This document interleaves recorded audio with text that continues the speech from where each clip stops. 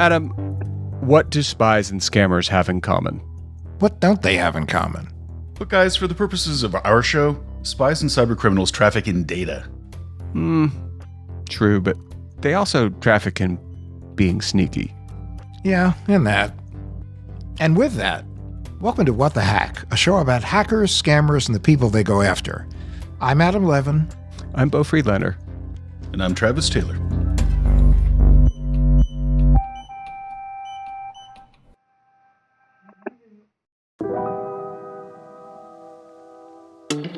For over 20 years, FBI Special Agent Robert Hanssen leaked sensitive data to the Soviet Union and post-perestroika to the government of Russia.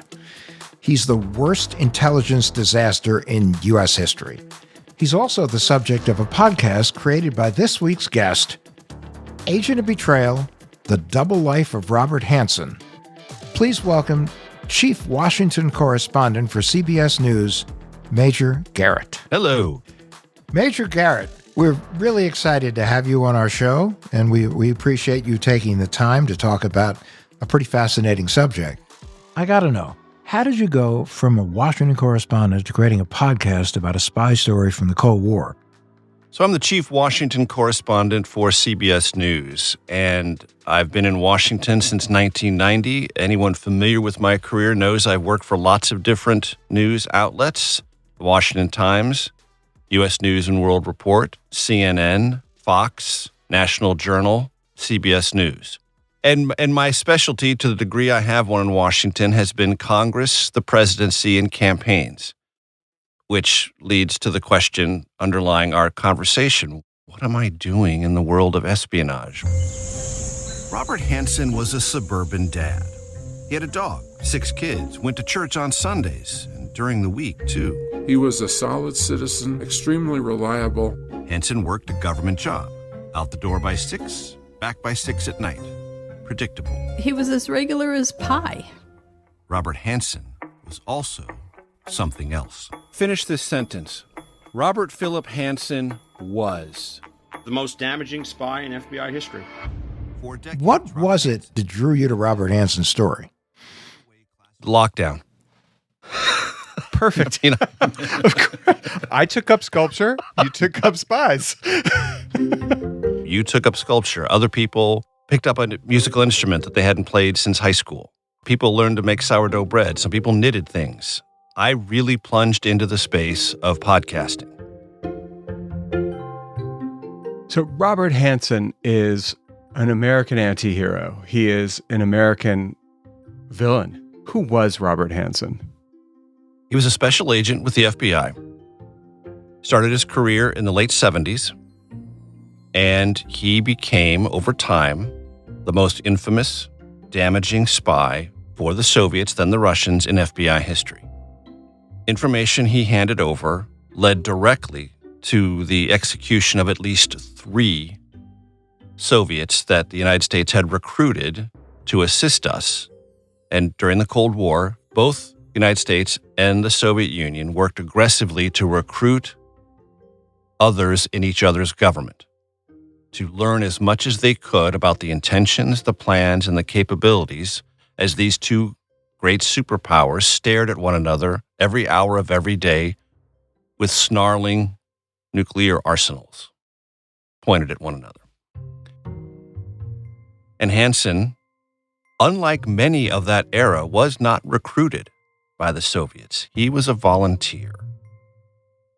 And for 22 years, off and on, he handed over not just the identities of people that had been recruited by the United States, but technological capabilities, super secret, sensitive, costly technological capabilities that the United States had developed, and other information that the Soviets used and the intelligence community saw, to its great horror, off and on, programs being worked on, information being developed, evaporate. Its usefulness and methodologies disappearing before their very eyes. So a giant sap of resources. Mm-hmm.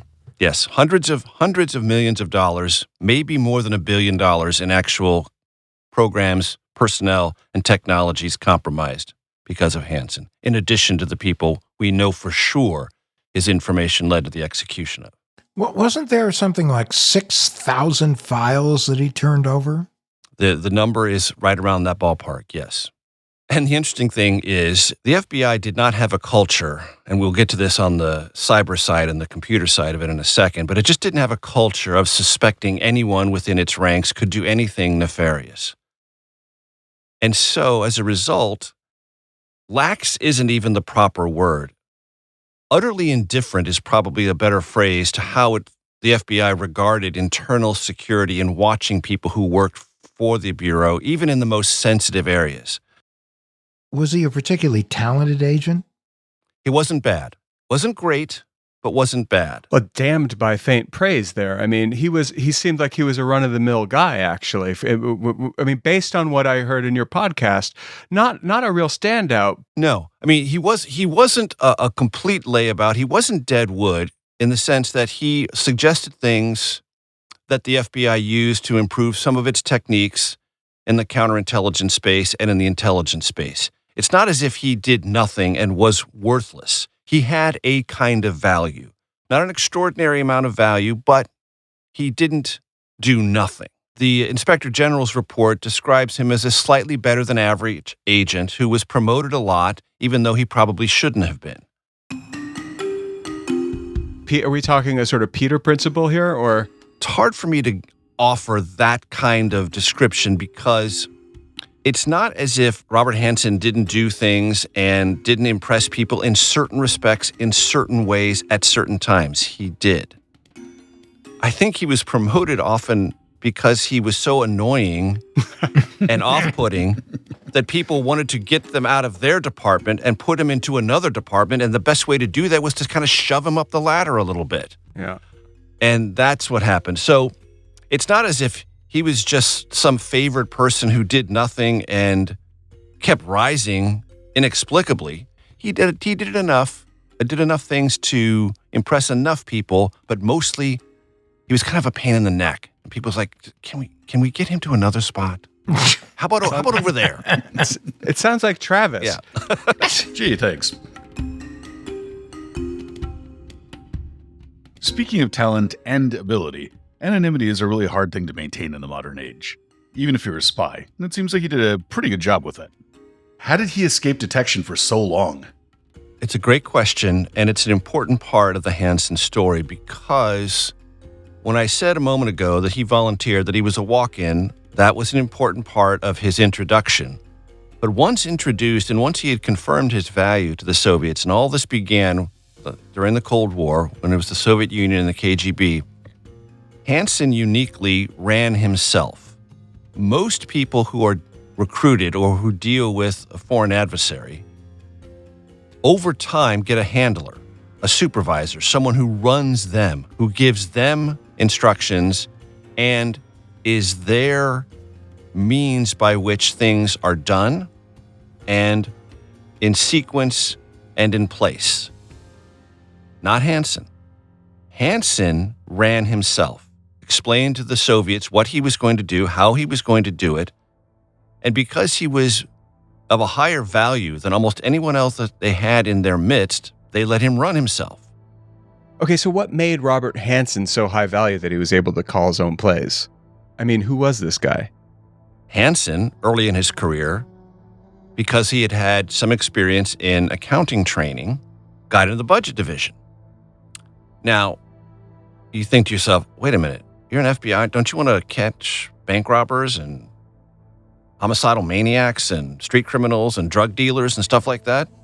No, Robert Hanssen decided he wanted to be in the budget unit. Now, why might that matter? Well, in the budget unit, particularly within the FBI, having access to every piece of data about money that the Bureau was using or asking for gave you insight into every FBI operation. Every FBI operation. And why might that matter if you are going to be a spy for a hostile foreign power like the Soviets? Well, then you know exactly how much the FBI is spending on internal surveillance. You know things that are seemingly mundane, like, well, who's working overtime this weekend? Why would it matter who's working overtime? Overtime on the weekends typically is an indicator of surveillance. If you want to making sure that you're not being watched or that there isn't watch going on that weekend, being in the budget unit is a really good place to be. It's a perfect perch to keep track of things that you have a unique desire to know and exploit. And early on, that's one of the things that Hanssen did.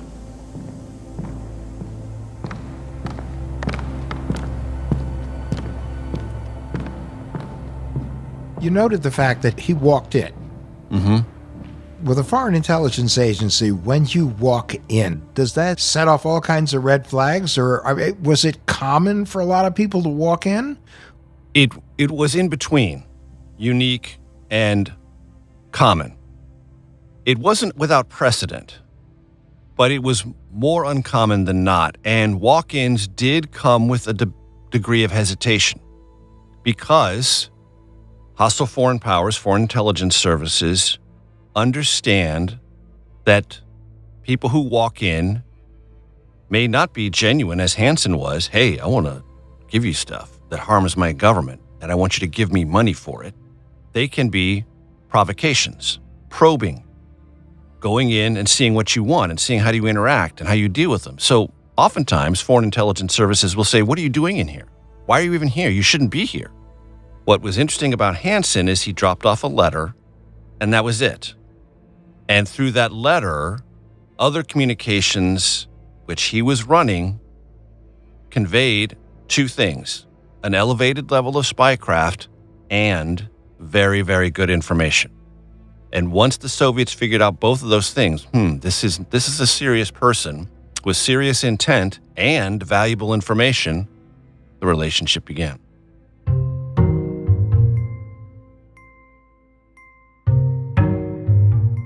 So do we know why Hanssen actually became a spy?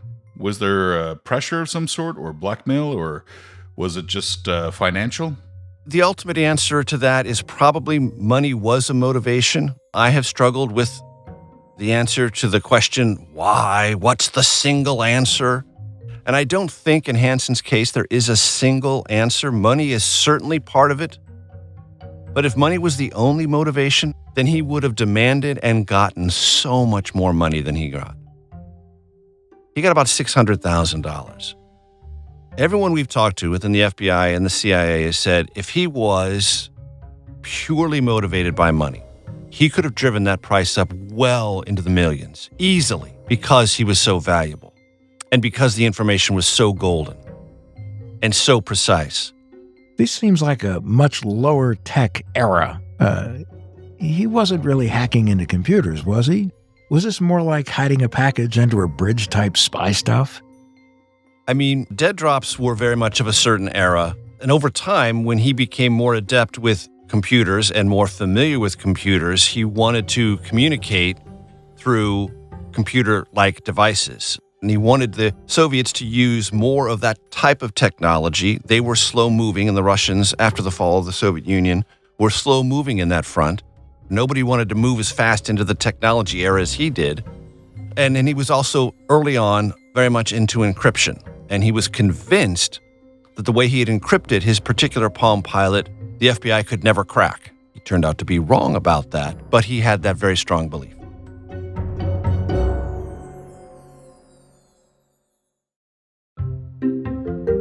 One of the weirder parts of Hanssen's story is his relationship with Priscilla Gailey. Can you tell our listeners about her? Priscilla Sue Gailey, and this is the way she was always described in all the immediate retellings of the Robert Hanssen story, was a stripper.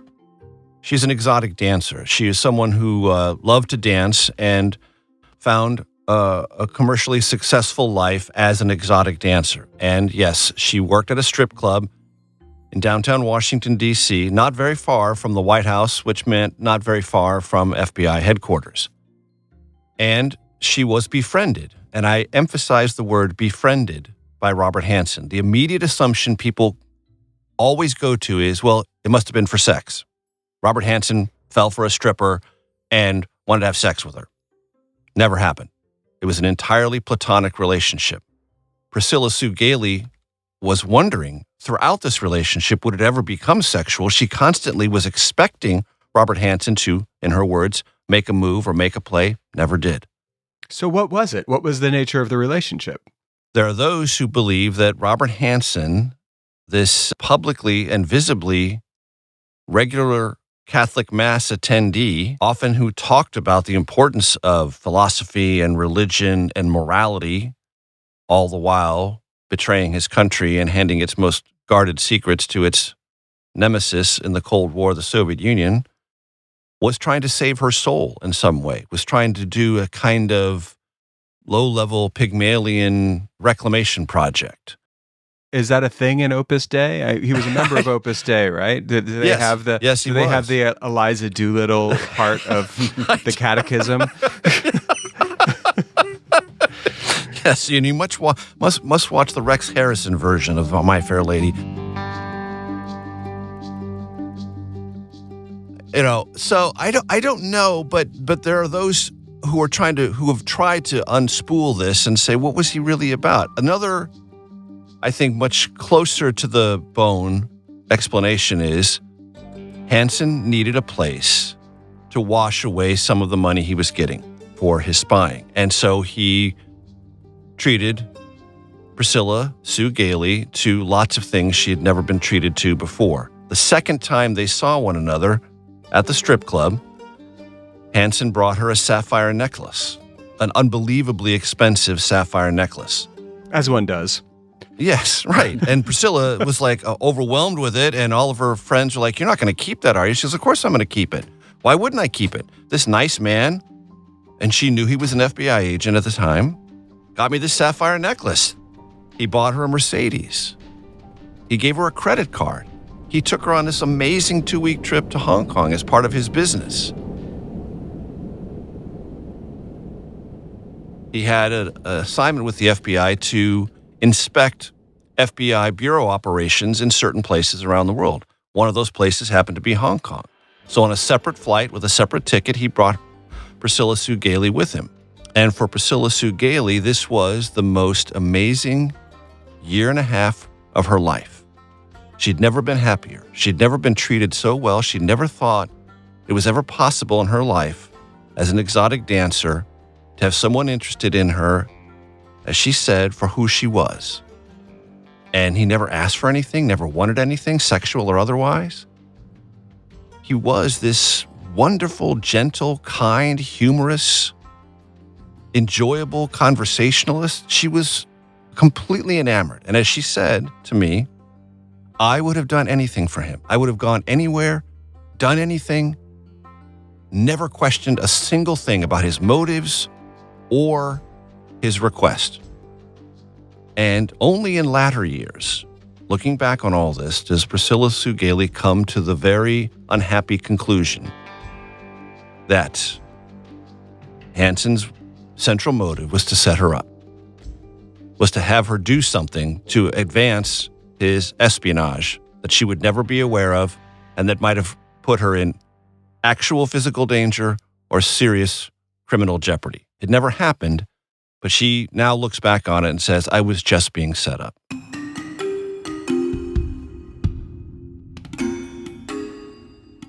We've spoken with a lot of people on the show who have either been targets of or known targets of romance scams. And this seems to hit a lot of the same beats, where you have someone find a target and do what's called love bombing, where they just completely overwhelm them with adulation or gifts or what have you, and then they set them up for something later on that ends up being a pretty big scam. It seems like there are a lot of parallels here with that kind of scam. In the sense that Priscilla was kind of love bombed by Robert Hanssen and given gifts and sort of swept off her feet, yes. But Hanssen never took anything from her. There was never any payoff for him. If anything, it was a way to distribute cash in a way that made her happy and gave him a sense, and we explore this later on in the podcast, of a way to live out a kind of low-level but persistent James Bond fantasy. Priscilla Sue Gailey was a gorgeous woman, and Robert Hanssen liked to squire her around town, which is kind of unusual because he's a special agent with the FBI, yet he still did it. He even took her to Quantico one time, to FBI training facility, and gave her a challenge. If you can walk around this place and meld in with the crowd, you'll win a bet for dinner or something like that, some monetary amount of money. And sure enough, he left her alone. Everyone thought that she was like on some special project or with the Bureau or with the CIA or something, and she completely ingratiated herself. When you talk about the James Bond side of this story, it's really compelling, and it actually doesn't eclipse the idea Travis was floating that there's an element of romance scams here. And I'll tell you why. A lot of Bond movies, they do turn on, there's a noir aspect where there's a female counter spy or a double agent. And so there was a little bit of that happening where I thought Priscilla was right. I thought she was being set up too. Look, this is not at all unusual in espionage. The whole idea of a honeypot. The idea that you are being recruited, you are being put in a sexually compromised position because either the person who's luring you into that seductive space is a double agent herself or an agent in place herself, meaning she works for the hostile foreign power and getting you in a compromised position. So now you're the one who's on the string. Or there's this sort of phony romance thing that is about manipulating you into a place where you can be part of the chum, just part of the things that get chewed up in espionage and dead drops and other things. You become expendable. And Priscilla definitely decided after looking at this for many, many years, she was going to be thrown into that pile of expendables. Tell us a little bit about the psychology at play here. Is there something that makes us fall for a spy's charm? Or is there something that makes someone want to be a spy? Everyone in this particular conversation, everyone listening to this, wears a mask from time to time. You wear a mask at work, you wear a mask when you go out to the shopping mall, you wear a mask when you go to if you have children, their Little League games. We all have different sort of orientations and ways we present ourselves. That's completely natural, completely normal. But Robert Hanssen, from a psychological perspective, and this is not my opinion, this is the opinion of the psychiatrist handled by his legal defense team, Dr. David Charney, didn't have masks. He had these deeply embedded compartments of his personality, airtight compartments in which he would be a fundamentally different person, one compartment to the next. These compartments were diametrically opposed to one another at times. What do I mean by that? So he'd walk around the FBI and he would tell anyone who would listen for 2 minutes how much he hated the communists, how the godless communists had to be defeated.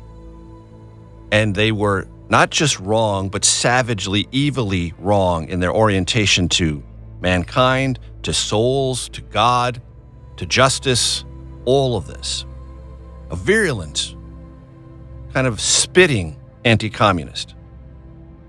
Okay, compartment one. Right next to that, compartment two. Oh, handing off secrets to whom?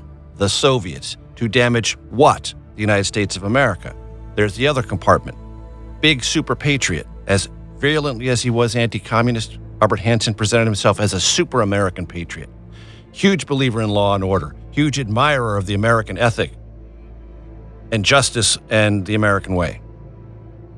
Also, as I mentioned before, a converted Catholic. He was raised a Lutheran, but he became a Catholic when he married his wife, Bonnie. Not just a Catholic, but a super uber Catholic, an Opus Dei. Went to Mass every day.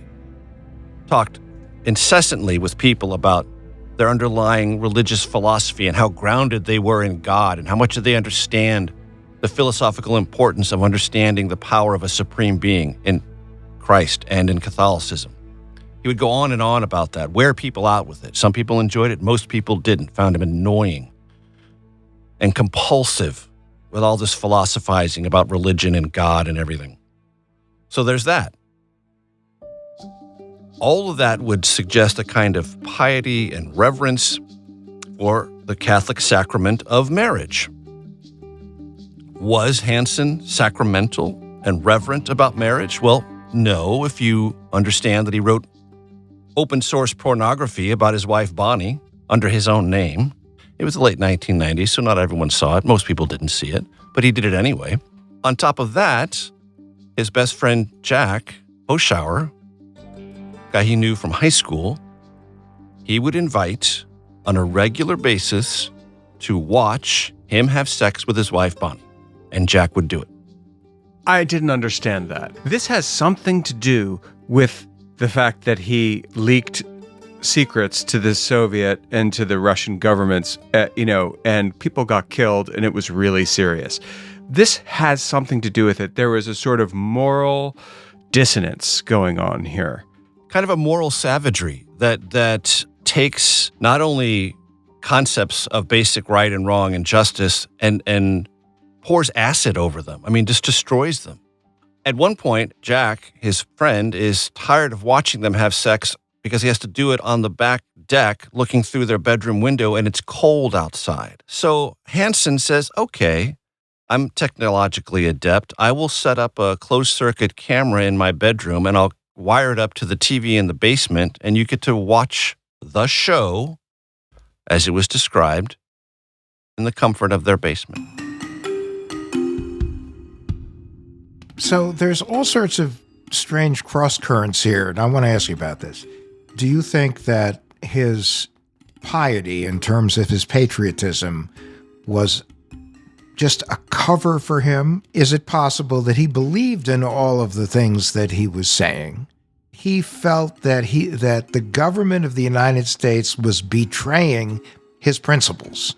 So as a result, this was his way of toppling people that were betraying his principles. These things are all really contradictory. And the thing about Opus Dei in the Washington, D.C. area, it is a power structure. It's a very significant power structure. Robert Hanssen at Opus Dei and the various Catholic masses he attended often would be in the presence of the FBI director, Louis Freeh. And there was a period of time in which the mole that the intelligence community was trying to find, who all the time was Robert Hanssen, but for a while, a good long while, the FBI mistakenly thought was a CIA agent named Brian Kelly. There was a time when all three were at the same mass. Just imagine that. There's FBI Director Louis Freeh praying, gee, I hope we catch the mole. And Brian Kelly praying, geez, I'm not the mole. I hope they get off my back. And Robert Hanssen, the actual mole, saying, hope they never catch me. I mean, talk about a human contradiction right in the same place, under the same arch of God, if you will.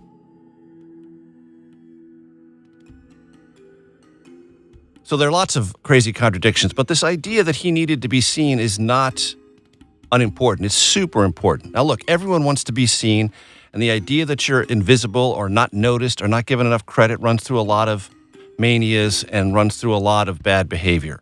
It can also be an inspiration to very good behavior. I think there is an element for Hanssen that is important there, that he wanted to be better recognized and more seen for the things he did contribute to the FBI. And he often thought that his colleagues were much less intelligent than he was. He certainly felt that way in the technology space. And he was light years ahead of the FBI and well ahead of many of his contemporaries, either in the FBI or anywhere else in the world in the early 80s. He was way into Apple computers and the methodology of coding and writing programs and figuring out ways to navigate in the crude computer world of the early 1980s. And that was a skill set. And it was undervalued, if not ignored, by the FBI. That did create a degree of resentment. But look, bureaucratic resentment is one thing. Doing what he did is a completely different class of criminality.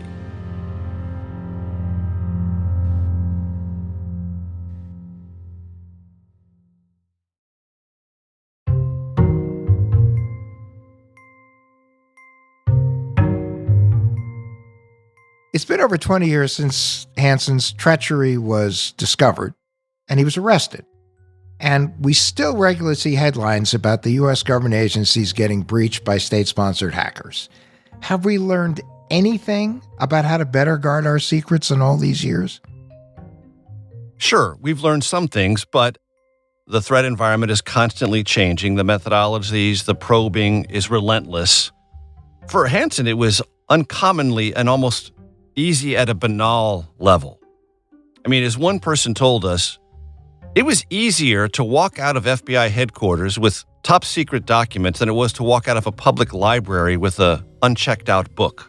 That's reassuring. Now, things have improved since Hanssen. There was a tremendous effort to understand what he did and how he did it and how basic some of the things were. And they've tightened up a lot of things. For example, and this will blow your mind if you don't already know it, and it will certainly blow the mind of those in your audience. Robert Hanssen worked the FBI for the better part of 25 years. At no point, even though he was in very sensitive work, counterintelligence and intelligence for a good part of his career, he was never polygraphed, not once. There was never a financial audit done on Robert Hanssen, not even the crudest form of financial audit. As a matter of fact, his brother-in-law, let me repeat this, Robert Hanssen's brother-in-law, who was also an FBI agent, went to his supervisor and said, we in the family are a little nervous. We think you might want to investigate Robert Hanssen for espionage. Nothing ever happened with that. A gentleman named Earl Pitts, an FBI agent, also convicted of spying for the Soviets, in his debriefings with the FBI, was asked, is there anyone you think we should look into? You know who he suggested? Robert Hanssen. The FBI never did anything with any of those pieces of information.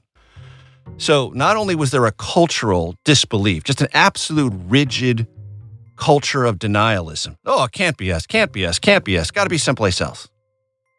Hanssen also just used things adroitly to exploit weaknesses, but also weakness was built in to day-to-day FBI mismanagement. You're familiar with the phrase culture eats strategy for breakfast. Yeah. I don't think I've seen a better example. The fact that the FBI culture was so lax and complacent about their security, but it is a culture thing. And part of the culture was a grandiosity. Yeah. About themselves. Well, you're the FBI. We don't do things like that. We don't do, no. But we also don't even misrecruit. Like we never blow it in recruitment.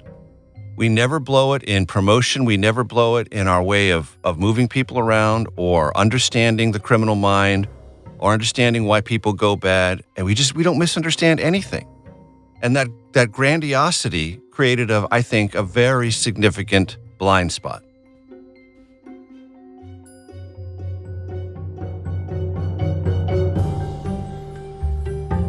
Thank you, Major Garrett.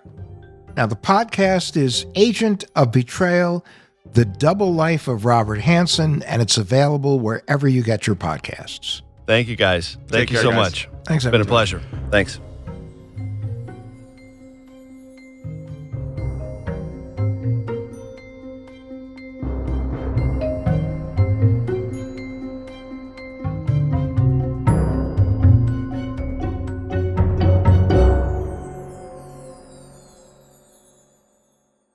The thread between Robert Hanssen and the scammers and hackers and identity thieves we talk about every week on this show is they think they're smarter. Yeah. They think they're smarter. Scammers who, whether they're a catfisher or a, ransomware, romance scams, technology scams, all of them, cryptocurrency scams, all of them. The perpetrator always thinks that they're smarter than the person they're victimizing. Yeah, that sense of superiority is definitely the gateway to predatory behavior. Well, I think that some of them, they may not think they're smarter. They may just actually have a really low opinion of the general population. You're like, I'm so, but you are really a rube. Yeah. Well, I think that's so. Like I'm a lout, but you're a stupid lout. Right. So if that's the case, what did we learn from this?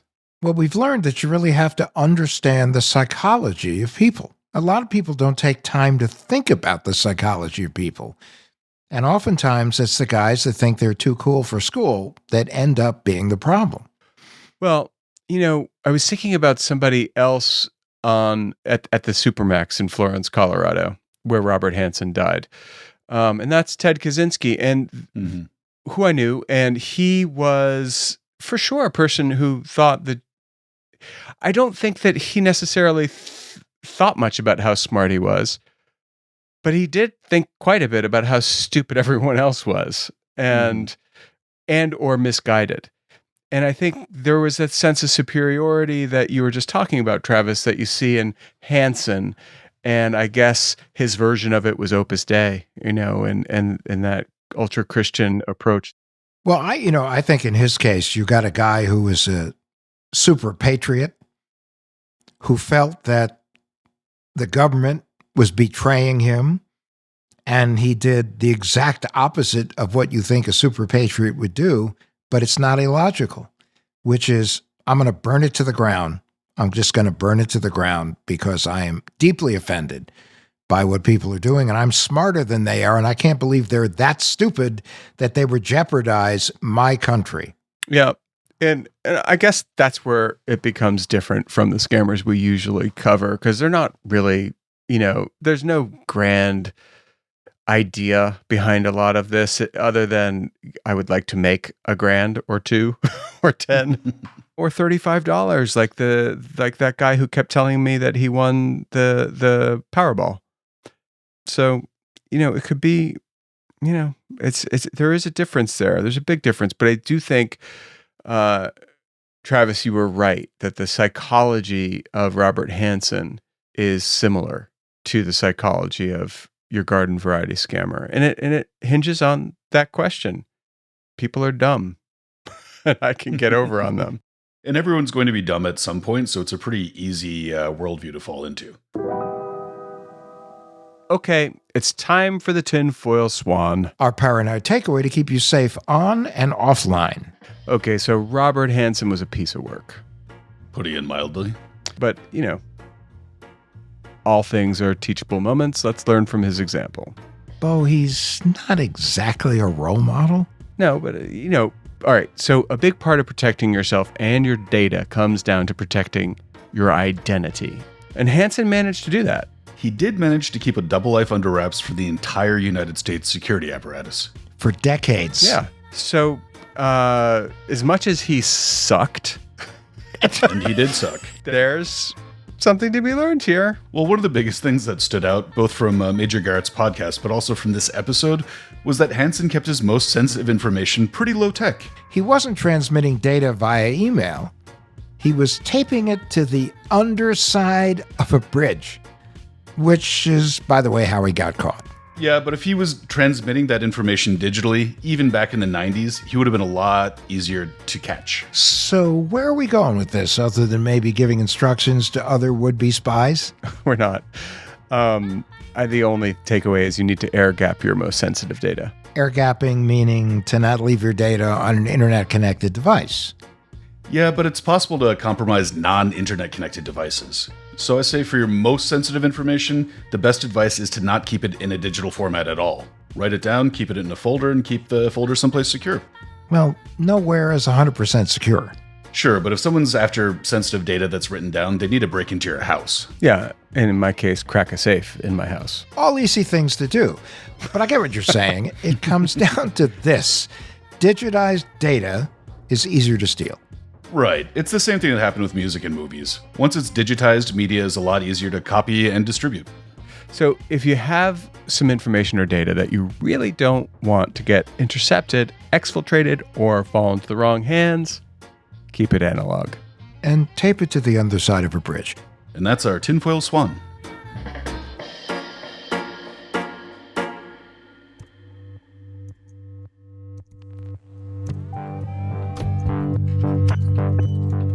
What the Hack with Adam Levin is a production of Loud Tree Media.